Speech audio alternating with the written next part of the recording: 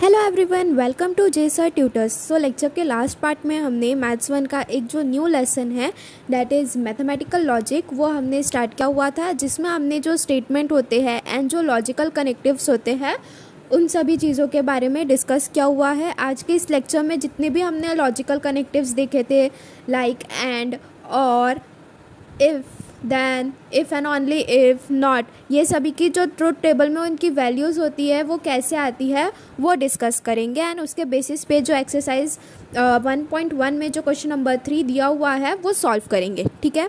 सो पहला truth table किसका है हमारे पास में? नेगेशन का। नेगेशन का सिंबल मैंने बताया था कैसा होता है, वो ऐसे स्विंग के जैसा होता है। ठीक है। सो यहाँ पर ये जो ट्रुथ टेबल है इसके लिए एक चीज़ याद रखना, 2 to the power n। n क्या होता है यहाँ पर? नंबर ऑफ स्टेटमेंट होते हैं। अब नेगेशन की बात करेंगे। नेगेशन में हमारे पास में एक ही स्टेटमेंट दिया हुआ रहता है हमेशा, तो 2 to the power n is equals to 2 to the power 1 is equal to 2 आएगा। मतलब यहाँ पर जो नेगेशन के लिए जो ट्रूथ वैल्यू है वो कितनी आएंगी? 2 आएंगी। एक तो ट्रू आएंगी एंड दूसरी कौन सी आएंगी? फॉल्स आएंगी। सो यहाँ पर टेबल में देखो p है, जैसे वो एक स्टेटमेंट दिया हुआ है तो उसकी जो ट्रूथ वैल्यू है वो या तो ट्रू आएंगी या फिर फॉल्स आएंगी। एंड नेगेशन ऑफ p की बात करेंगे तो ट्रू का जो नेगेशन है वो क्या आएगा? फॉल्स आएगा। एंड फॉल्स का नेगेशन ऑफ फॉल्स क्या आता है? ट्रू आता है। फॉर एग्जांपल यहाँ पर जैसे P में अगर हमें कोई स्टेटमेंट दिया हुआ है कि he is a good boy, या अगर हमें स्टेटमेंट दिया हुआ है ट्रू में, तो नेगेशन ऑफ ट्रू का हमें नेगेशन निकालना है। तो नेगेशन ऑफ, ये अगर स्टेटमेंट है P, तो नेगेशन ऑफ P क्या आएगा हमारे पास में? He is not a good boy. ये कैसा स्टेटमेंट हो गया? फॉल्स आ गया। He is a good boy, ये कैसा हो गया? ट्रू हो गया। ठीक है। सो नेगेशन में ऐसा होता है। देन नेक्स्ट अगर हम ट्रूथ टेबल की बात करेंगे तो नेक्स्ट कौन सा ट्रूथ टेबल आता है हमारे पास में? और का ट्रूथ टेबल आता है। और के लिए जो सिंबल यूज़ करते हैं वो हम अपवर्ड ट्रायंगल यूज़ करते हैं। ठीक है। अब अगर हम किसकी बात करेंगे? और की बात करेंगे तो और में देखो यहाँ पर हमारे पास में कितने सेंटेंसेस दिए हुए हैं। एक सेंटेंस को हम P से रिप्रेजेंट कर रहे हैं एंड दूसरे सेंटेंस को हम किससे रिप्रेजेंट कर रहे हैं? Q से। तो यहाँ पर अगर दो स्टेटमेंट दिए हुए हैं तो 2 to the power n is equal to 2 to the power 2 is equal to 4। तो यहाँ पर 4 केसेस आती है ट्रू और फॉल्स की, 2 केसेस रहेंगी ट्रू की एंड 2 केसेस रहेंगी हमारे पास में फॉल्स की। ठीक है। सो यहाँ पर देखो P में 2 केसेस आ गई ट्रू की एंड 2 केसेस आ गई फॉल्स की। Q में फिर एक ट्रू एक फॉल्स, एक ट्रू एक फॉल्स। ठीक है, ऐसे लिखना। देन उसके बाद में अगर हमें P और Q नहीं फाइंड आउट करना है, मतलब कि T और T क्या होता है? Capital T। तो और टेबल की एक ट्रिक है वो याद रखना हमेशा कि अगर कोई भी स्टेटमेंट P या फिर स्टेटमेंट Q, दोनों में से कोई भी एक स्टेटमेंट अगर ट्रू दिया हुआ है, यहाँ पर देखो मैं पेन चेंज करके बता रही हूँ, P और Q इन दोनों में से कोई भी एक स्टेटमेंट या फिर सेंटेंस ट्रू दिया हुआ है। यहाँ पर देखो फर्स्ट वाले में ये P भी ट्रू दिया हुआ है, Q भी ट्रू दिया हुआ है। सेकेंड वाले में देखो P ट्रू दिया हुआ है। थर्ड वाले में देखो यहाँ पर Q ट्रू दिया हुआ है। ठीक है। सो P या फिर Q इन दोनों में से कोई भी एक सेंटेंस अगर ट्रू रहेगा तो P और Q इक्विवेलेंट कितना आता है? ट्रू ही आता है हर एक इसमें। अगर F आ गया, दोनों F रहा, देन यहाँ पर F आता है। ठीक है। सो और टेबल में हमने देखा कि उसके कितने केसेस आएंगे? 4 केसेस आएंगे। इसे फिर हम लोग ने 4 को 2 से डिवाइड कर दिया तो 2 केसेस उसमें T के आएंगे, 2 केसेस उसमें F के आएंगे। तो ट्रू फॉल्स फॉल्स, ये स्टेटमेंट 1 या फिर सेंटेंस 1 आ गया, that is P। Sentence 2 Q है हमारा, ट्रू फॉल्स करके लिख लेंगे। P या फिर Q इन दोनों में से अगर कोई भी एक सेंटेंस ट्रू है तो P और Q की वैल्यू क्या आएंगी? हमेशा ट्रू ही आएंगी। ठीक है। नेक्स्ट हमारे पास में थर्ड टेबल कौन सा है? एंड का टेबल है। एंड वाले टेबल में देखो यहाँ पर हमें ये फिर से 2 सेंटेंसेस ही दिए हुए हैं। 2 सेंटेंसेस दिए हुए हैं, 2 to the power n which is equal to 2 to the power 2 is equal to 4। 4 को अगर हम 2 से डिवाइड करेंगे तो यहाँ पर हमारे पास में 2 केसेस आएंगे ट्रू के एंड 2 केसेस आएंगे फॉल्स के। ठीक है। सो P वाले सेंटेंस में देखो यहाँ पर 2 ट्रू के केसेस आ गए, 2 फॉल्स के केसेस आ गए। Q वाले सेंटेंस में एक ट्रू एक फॉल्स, एक ट्रू एक फॉल्स। अब जैसे मैंने और वाला जो ट्रूथ टेबल था यहाँ पर ट्रिक बताई थी कि कोई भी एक सेंटेंस अगर ट्रू रहेगा P और Q में से, तो जो उसकी ट्रूथ वैल्यू आती है P और Q की वो हमेशा ट्रू ही रहती है। तो एंड के टेबल में क्या होता है कि P और Q अगर दोनों ही कैपिटल T रहेंगे तभी ये जो एन टेबल का ट्रूथ वैल्यू होता है P एंड Q वो ट्रू आएगा, नहीं तो बाकी सब समय क्या आ रहा है यहाँ पर, वो फॉल्स आ रहा है। P एंड Q में जो ट्रूथ वैल्यू आती है यहाँ पर देखना, अगर P जो सेंटेंस दिया हुआ है वो भी ट्रू है एंड Q वाला सेंटेंस भी ट्रू है, तो तभी P एंड Q की जो वैल्यू है वो कैसी आ रही है, कैपिटल T आ रही है। अगर ये दोनों स्टेटमेंट ट्रू है, अगर ये दोनों सेंटेंस ट्रू है तभी P एंड Q की वैल्यू ट्रू आ रही है एंड के केस में। और के केस में क्या था कि P या फिर Q दोनों में से कोई भी एक सेंटेंस ट्रू है तो P और Q का जो ट्रूथ वैल्यू है वो ट्रू आता था। एंड में दोनों सेंटेंस अगर ट्रू है तभी P एंड Q का जो ट्रूथ वैल्यू है वो ट्रू आ रहा है, अदरवाइज बाकी सब केसेस में वो क्या है, फॉल्स है। ठीक है, नेक्स्ट हमारे पास में क्या है, इफ़ देन में भी देखो यहाँ पर दो सेंटेंसेस यूज़ किए हुए हैं। So 2 to the power n is equal to 2 to the power 2। So यहाँ पर भी 4 केसेस मिल रही है, 4 में से 2 केसेस होंगी ट्रू की एंड 2 केसेस होंगी फॉल्स की। सो P में भी देखो ट्रू फॉल्स आ गया, Q में ट्रू फॉल्स ऐसा आ गया।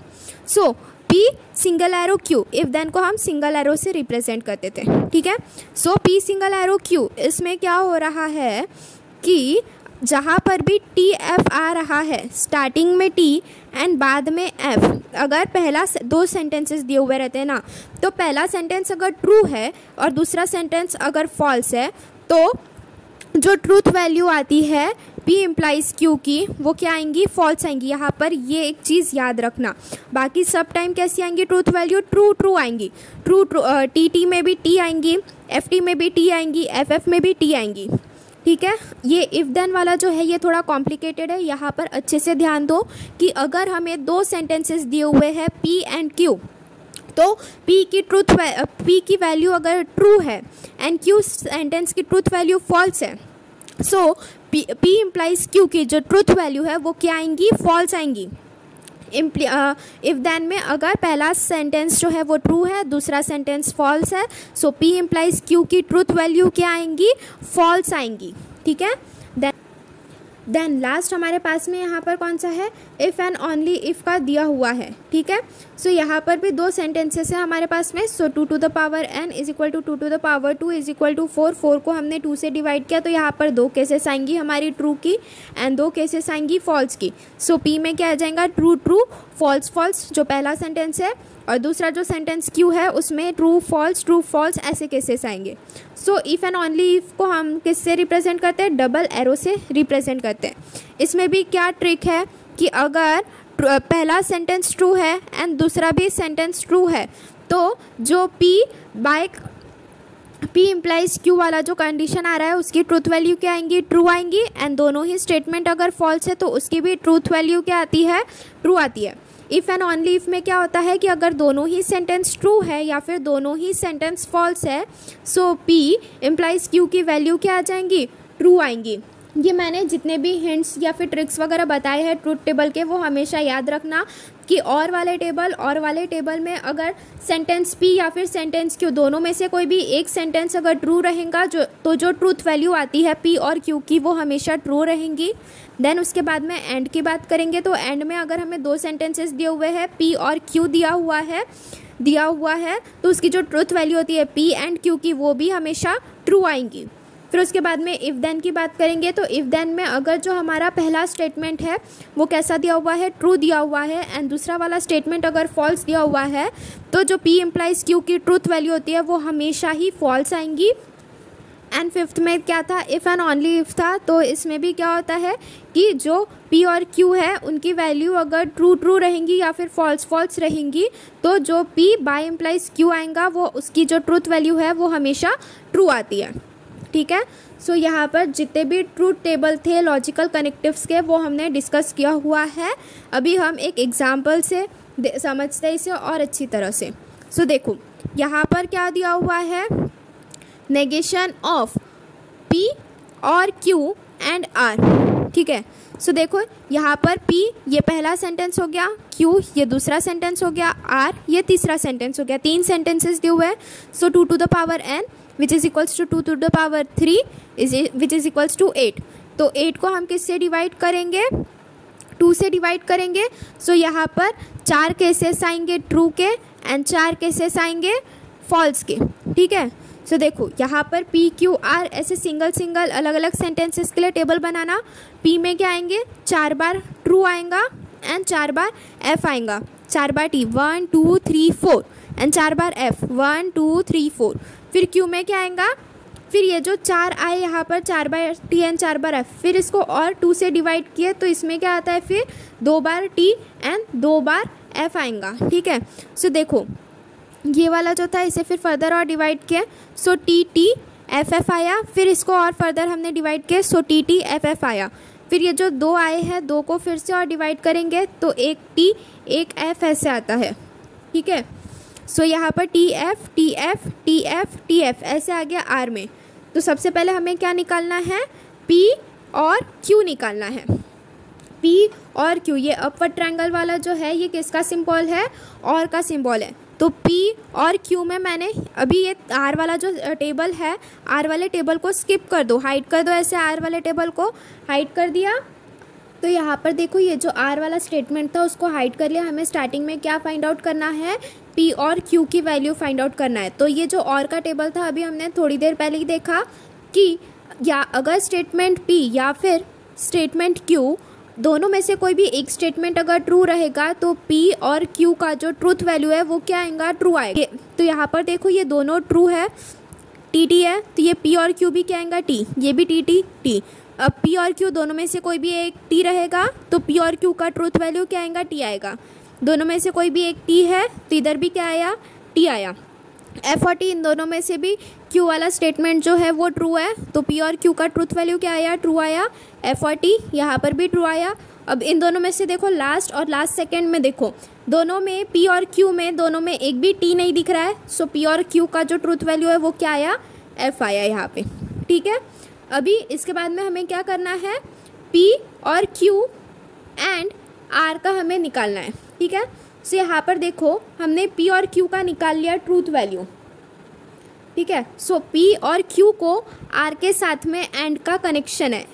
ठीक है, सो ऐसे करके फिर इन दोनों का फाइंड आउट करना है। यहाँ पर स्टार्टिंग के जो ये 2 कॉलम थे P और Q, इनको मत देखना।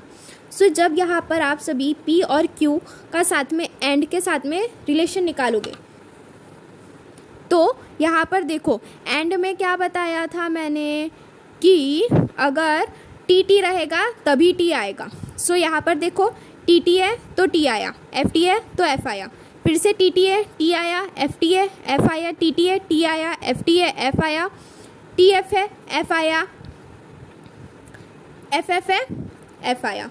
अगर TT था तो ही T आएगा, FT TF है कुछ भी रहा तो F आएगा एंड के केस में। फिर उसके बाद में यहाँ पर क्वेश्चन में हमें ये जितना भी P और Q एंड R है इसका नेगेशन कहाँ है। सो अब ये यहाँ पर हमने जो मेन था हमारा वो तो फाइंड आउट कर लिया, P और Q एंड R।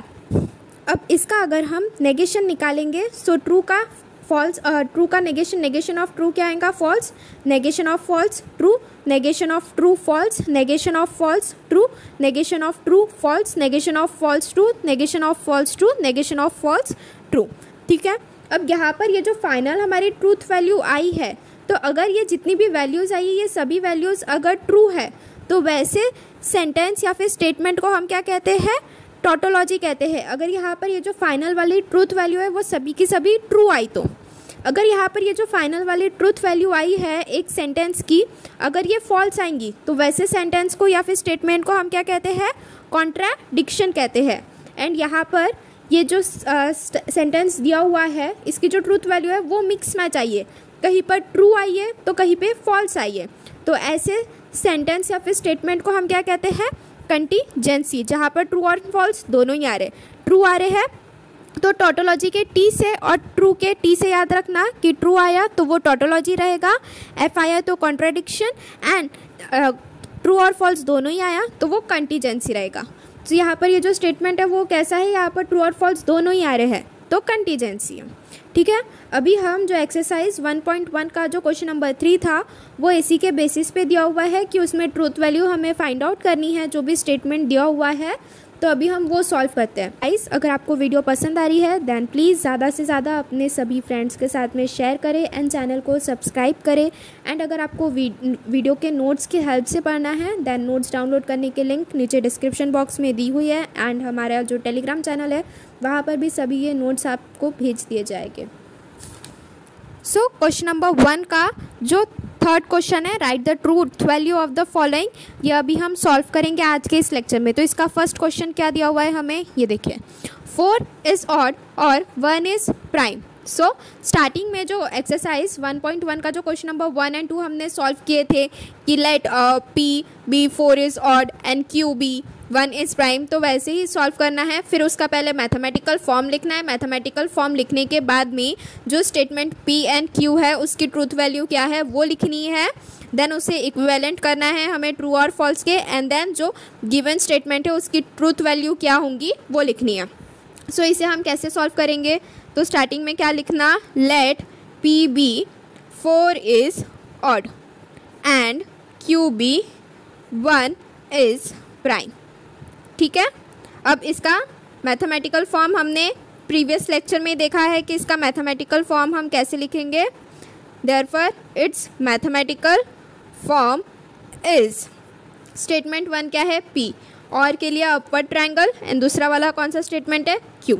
अब 4 इज ऑड, अब हमने देखा था कि 2, 4, 6, 8 वगैरह ऐसे जितने भी मल्टीपल्स होते हैं जो कि फर्दर डिवाइड कर सकते हैं वो सभी के सभी इवन होते हैं। 1, 3, 5 वगैरह जो नंबर्स फर्दर डिवाइड नहीं हो पाते हैं उन्हें हम क्या कहते हैं, ऑड कहते हैं।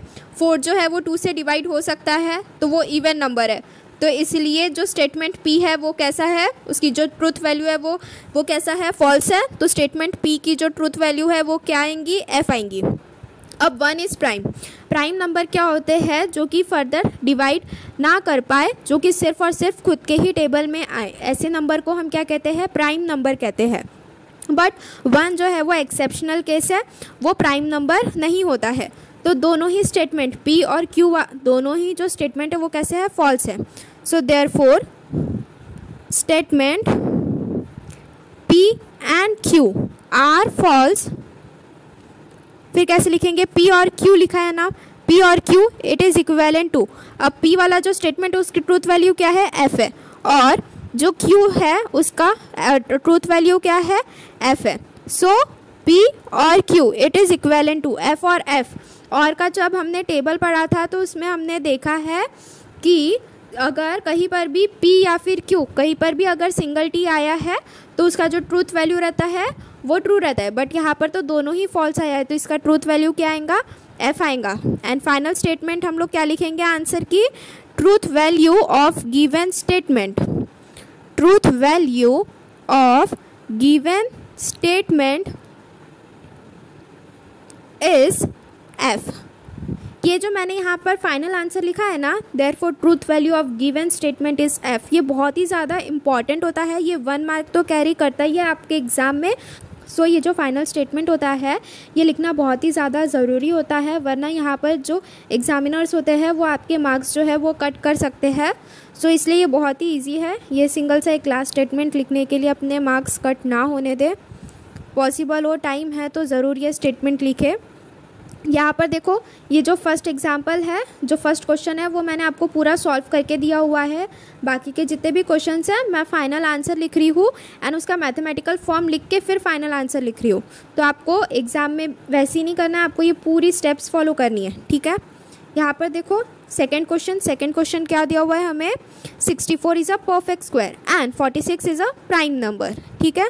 सो 64 क्या है, सबसे पहले यहाँ पर भी सेम एज इट इज़ लिखना, let P be 64 is a perfect square and Q be 46 is a prime number. Therefore इसका मैथमेटिकल फॉर्म कैसा आएगा,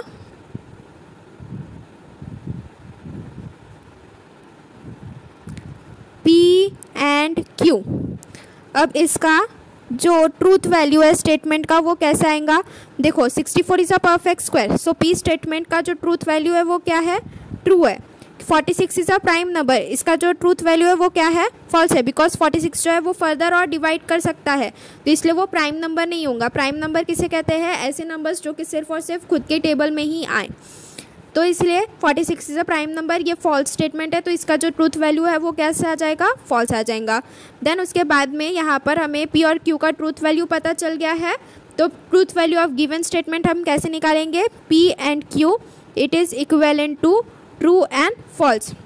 अभी एंड वाला जब हमने टेबल पढ़ा था, तो एंड वाले टेबल में हमने देखा है कि अगर ये दोनों स्टेटमेंट या फिर ये दोनों सेंटेंस अगर ट्रू है तभी उसका जो पी एंड क्यू का जो ट्रूथ वैल्यू है वो ट्रू आएगा, अदरवाइज वो क्या आता है, फॉल्स आता है।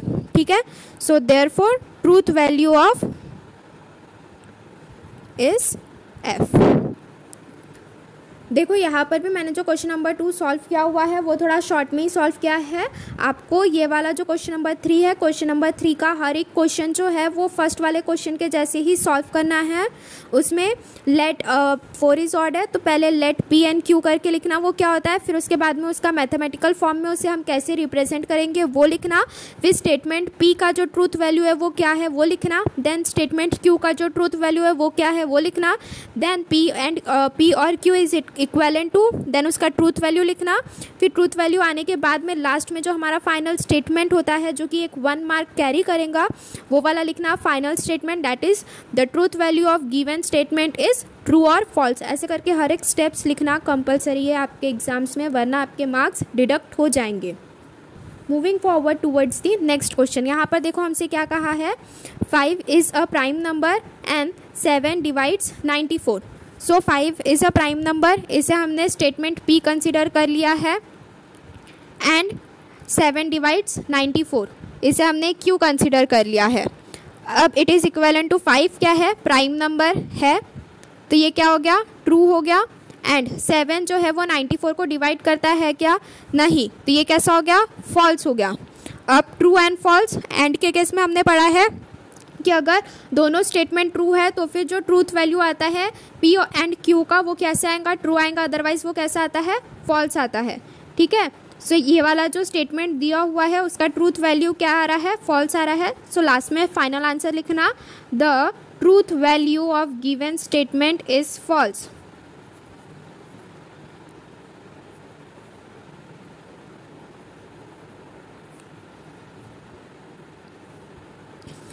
इसे भी पूरे स्टेप्स में ही लिखना, जैसे मैंने क्वेश्चन नंबर 3 का फर्स्ट सब क्वेश्चन सॉल्व किया हुआ है वैसे ही लिखना है। ठीक है, देन उसके बाद में नेक्स्ट देखो 4th नंबर में हमें क्या कहा है, it is not true that 5 - 3i is a real number. So not true को तो हटा दो, 5 - 3i is a real number ये हमसे कहा है। सो ये कैसा है, p है, नेगेशन ऑफ p दिया हुआ है यहाँ पे। ठीक है, सो 5 - 3i ये क्या है, रियल नंबर नहीं है। i आ गया, अगर i आया है तो वो किस में आ जाएंगे, कॉम्प्लेक्स नंबर में आते हैं, वो रियल नंबर नहीं होते हैं। सो 5 - 3i से रियल नंबर का है, तो ये स्टेटमेंट कैसा है, फॉल्स है। So negation of p is negation of false, तो फिर इसका ट्रूथ वैल्यू क्या आ जाएगा, ट्रू आ जाएगा। नेगेशन ऑफ फॉल्स का ट्रूथ वैल्यू क्या आता है, ट्रू आता है। So therefore the truth value of given statement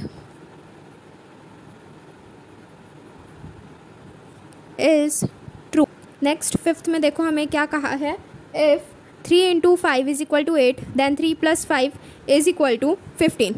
सो यहाँ पर if then यूज़ किया हुआ है।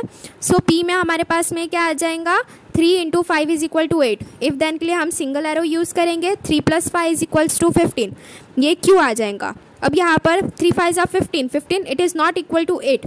सो पहला स्टेटमेंट कैसा हो गया, फॉल्स हो गया। दूसरा स्टेटमेंट देखो 3 + 5 कितना होता है, 8, 8 it is not equal to 15। So दूसरा स्टेटमेंट भी कैसा हो गया, फॉल्स आ गया। सो जो सिंगल हम लोग ने इम्प्लाई वाला देखा था कि इफ़ देन के केस में जो ट्रूथ टेबल अभी हमने देखा था उसमें अगर पहला वाला सेंटेंस जो है वो इसका ट्रूथ वैल्यू ट्रू है एंड दूसरे वाले का फॉल्स है, तो तभी वो कैसा आ रहा था, फॉल्स आ रहा था। अदरवाइज बाकी सबकी ट्रूथ वैल्यू कैसी आ रही है, ट्रू आती है इसमें। ठीक है, so therefore the truth value of given statement is true, that is T.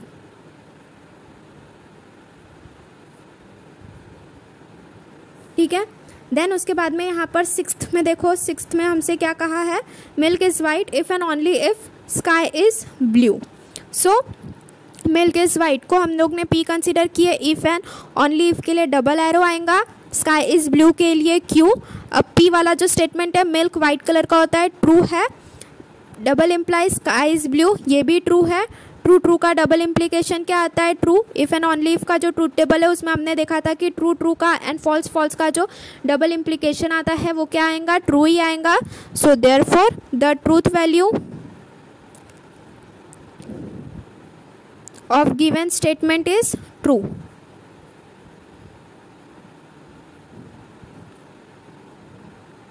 Next last question है हमारा, 24 इज़ अ कंपोजिट नंबर और 17 इज़ अ प्राइम नंबर।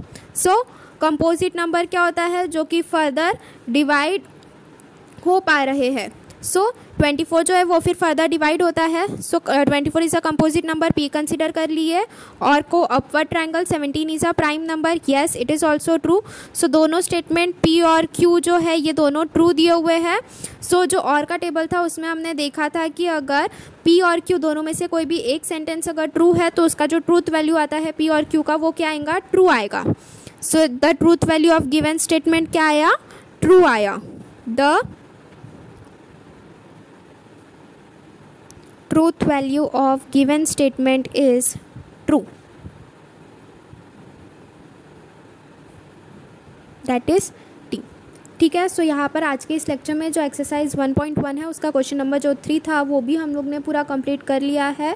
वो जो ट्रूथ टेबल अभी हमने आज के इस लेक्चर में पढ़ा उसके बेसिस पर था। सो यहाँ पर ये जो ट्रूथ टेबल हमने पढ़ा है एंड और नॉर का, if then, if and only if का, ये बहुत ज़्यादा अच्छे से याद रखिए। मैंने जो ट्रिक्स या फिर जो चीज़ें सिंपल चीज़ें बताई है आपको, उस वजह से अगर आपको लर्न करना ईजी जा रहा होगा देन उस वजह से लर्न कीजिए। बट ये जो ट्रूथ टेबल होता है ये बहुत ही ज़्यादा इंपॉर्टेंट होता है मैथमेटिकल लॉजिक के क्वेश्चन सॉल्व करने के लिए। सो ये ज़्यादा अच्छे से करके जाइएगा। आप सभी अपने एग्ज़ाम्स में 2 to 3 मार्क्स के लिए क्वेश्चन पूछते हैं। ठीक है। सो यहाँ पर हमारा ये वीडियो लेक्चर आज का ख़त्म होता है। अगर आपको वीडियो पसंद आई है दैन प्लीज़ ज़्यादा से ज़्यादा अपने फ्रेंड्स के साथ में शेयर कीजिए, चैनल को सब्सक्राइब कीजिए एंड अगर आपको नोट्स के हेल्प से पढ़ना है दैन नोट्स डाउनलोड करने की लिंक नीचे डिस्क्रिप्शन बॉक्स में दी हुई है। And if you like the video please like share and subscribe our channel.